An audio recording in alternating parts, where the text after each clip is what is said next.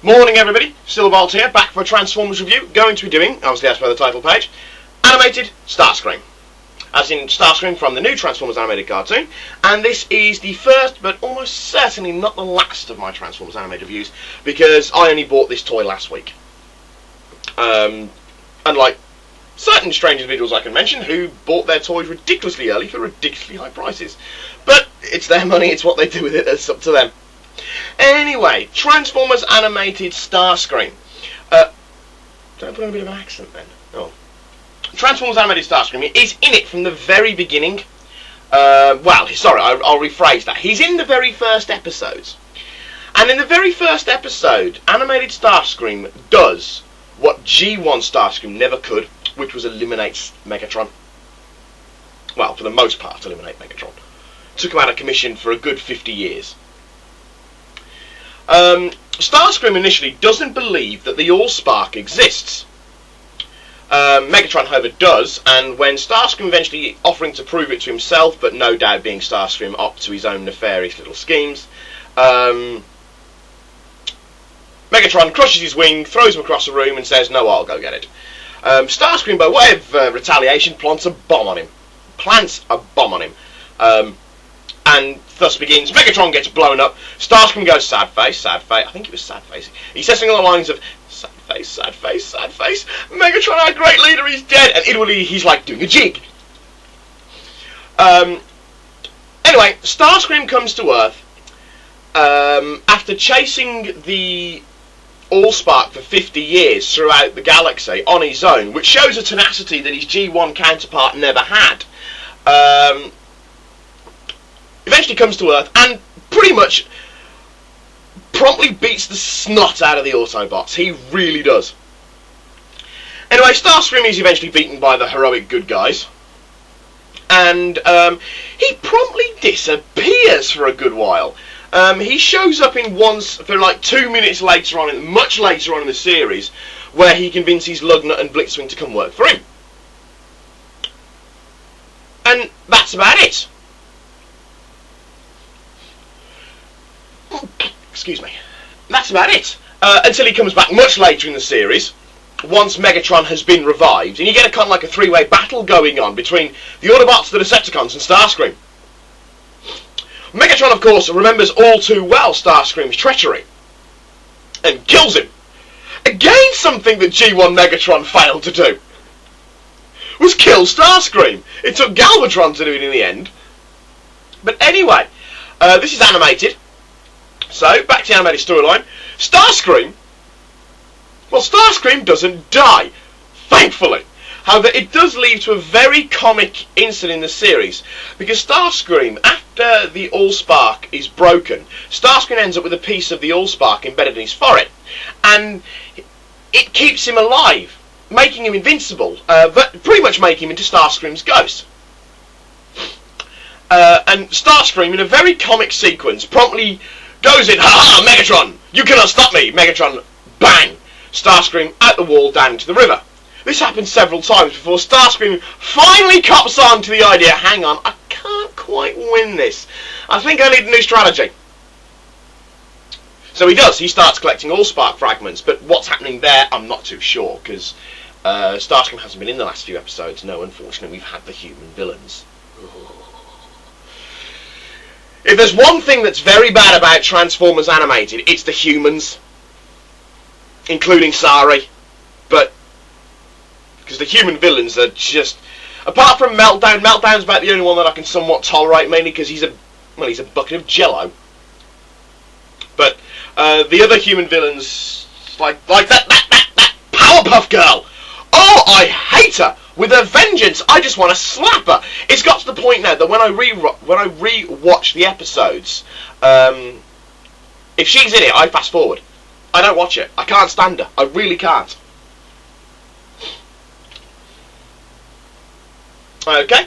Now, Starscream's character is very reminiscent of his G1 counterpart. He's got a very Chris Larter-ish voice, which when I first heard it, I was like, yes! Fantastico! Yes, it is. He's got a very Chris Larter-ish G1 voice. He's very devious. He's very underhanded.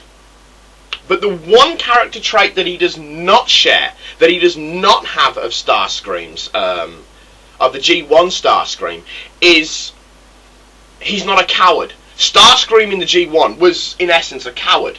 Animated Starscream is not. He is a very capable soldier, and he's a very powerful Decepticon, which probably explains why he's Megatron's second in command. I said that's probably what explains why he's Megatron's second in command, probably before, sticking a bomb on him. And that was something the G1 Starscream never had. So that's where the similarities end. Another difference with them is, though it's Starscream, they've gone away from the G1 colour scheme. G1 colour scheme, of course, being the red and white.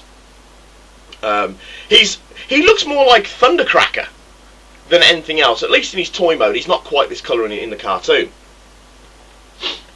But we do see in the series a G1 styled Starscream when Starscream builds clones of himself in what looks like the episode where Skywarp comes into it. But I mean, we know that as far as I know, that Skywarp and Thundercracker are both confirmed for animated. They just haven't come in yet. All you've had is the G1 colour scheme clone and the Skywarp clone.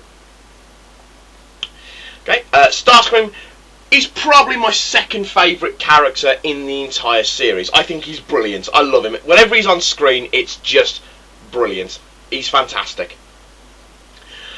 His toy, at least to my mind, there we go. You can see it better now instead of a grey blob. His toy, to my mind, it's got quite some clever little components. The shape is quite funky. Starscream's transformation sequence in the cartoon, it's quite reminiscent of the old Macross. Whether that's an intentional design or whether that's something they've put in as homage, whether that's an accidental design or whether they put that in something as homage, I don't quite know, but it is quite reminiscent of it. And his toy is pretty sweet. His toy is, I think, I've got 3 of them at the moment because Toys R Us have released some of the Voyagers, and I've got Starscream, Megatron and Bulkhead. And Starscream is easily the nicest of all 3. Easily the nicest. And quite possibly, I think, he's going to be one of my favourite toys. I mean, when I saw him on the shelf, he was the first one I grabbed before I started rooting around the back to see if there was any others. Okay, transformation, it's quite funky in the way that it does it. I mean, admittedly, it's very precise. I mean, I've transformed it quickly from when it was in robot mode onto my shelf. And as you can see, I've missed a little bit there. And they don't quite snap into place properly, so I've probably transformed it minutely wrong in some regards, just when I was doing it for this video. But it's got some quite nifty things. I mean, if you unclip the legs, and as you're changing the legs over, the nose cone sits into place. Hang on, let's transform him. Get this bit out, because these bits are a nightmare. There we go. Lift those bits up. Pull the arms out. The arms are on an kind of like an automorph feature as well. And when you pull the arms out, you're not going to be able to see it, but it does happen. When you pull the arms out, the head pops up. I'll just set this in right.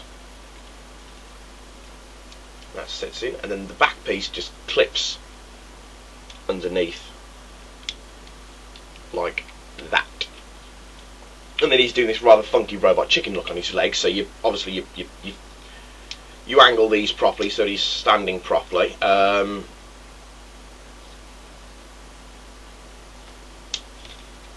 actually standing properly, so he looks like he doesn't have knees. His feet here, they're very classic Jetfire-ish, which. It's my one complaint with the Jetfire toy as well. I think I said it in the Jetfire video that it's my main complaint with that toy is the way his feet stand, because it doesn't allow for a great degree of posability. And the truth here as well is it's the same with Starscream, though the hinge that the feet come on is much more versatile. Is much more versatile than it was for the classic Jetfire. Okay, that is Starscream in robot mode. Starscream does have his null rays, but they feature very much as laser cannons, and of course he does come with spring-loaded missile launchers. And he comes with 2 of them, and I gotta say, you know, I do display him with his missiles in, because he does look quite funky with his missiles in. Complaints about the toy, the main one I've already said, is the fiddliness of the feet. The lining up to transform it into jet mode as well, I do have a bit of a problem with, because it's very fiddly to get it back into place. You've got to get it exactly into place, otherwise it won't sit together right. I'll put that down the wrong way, there we go. The largest of the Voyager classes so far that I've seen is in Starscream himself, because he's taller than Megatron and he's much taller than Bulkhead. But then the Decepticons are pretty much bigger than the Autobots anyway. Another fault that's been noticed with the toy, now I haven't noticed it so much with mine, but the hands, these 4 fingers here, they've a tendency apparently to come loose. I haven't noticed it on mine, but it has been said on other people's on forums and on other videos. Because I'm quite late in doing a Transformers animated review. Most of the Transformers reviews have already done them. Sean Long, very notably, of doing his very quickly. But then Sean does have this tendency of spending insane amounts of money on getting them really early. And as I said earlier on, you know, it's his money. Let him do what he likes. But no, I wouldn't. I said from the beginning that I was going to wait till I got the proper, you know, the proper ones, because of course the ones that you've got early, they're ones that have been, they've got them, stolen them from molds, or disgruntled employees got the molds for them, or something like that. So I wanted to wait till I got them properly. I don't quite know why I did that at the time. Mainly because this cost me 20 quid, whereas the earlier ones, when you bought them really early, they were like $100. So that's 50 quid, and that's not including postage and packaging. So, but yes, so I waited till I got mine out as soon as I could, and as soon as I found out that they were in Toys R Us, I went out and bought them. Very poseable toy, and I love the grin. It's like, hey, but I do love the grin. Yes, overall, so far a very nice start to the toy range, and a very nice start to the series, and an awesome character for the series. But for now, this is Silvolt with Animated Starscream signing off, saying au revoir, adios, auf Wiedersehen.